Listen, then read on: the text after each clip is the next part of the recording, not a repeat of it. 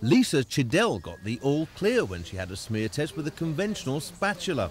But 8 months later, a doctor using a special camera found inflammation that hadn't been detected before.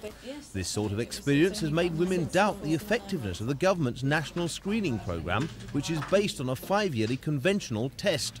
Experts like Anne Jarevsky, who's just published a book on the subject, want new techniques used for cervical smear tests annually for the first 2 years, followed by 2-yearly checks after that. At a London clinic, she supplements use of the spatula with a Swedish-designed cytobrush and the camera from America, which takes pictures that show up the telltale signs of disease.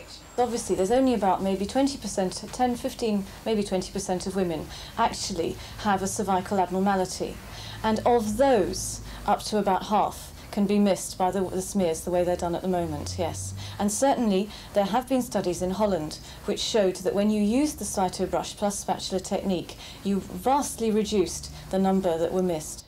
Lisa Chidell's employer paid for her to have the smear test. It's a relief to know that now I can be treated in the very, very earliest stages of problems. I will never have problems again. Whereas had I left it 5 years, then it may have been a little more complicated. What about the women that can't afford this way of going about things? Get regular smears, for goodness sake, annual smears. You can go to clinics, you can go to women's clinics. There are all sorts of places around the country, and if you're insistent and if you're persistent, you will find the treatment and you will get the tests that you deserve.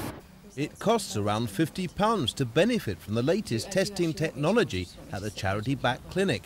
This rises to more than £300 if laser treatment is needed. It would cost twice that in Harley Street. Experts like Anne Jarevsky would like to see the government pay for the NHS to provide the service free of charge. But that looks like a long way off. Mark Wadsworth, Thames News. And you take a picture. Oh, that's terrific. Just hold it there.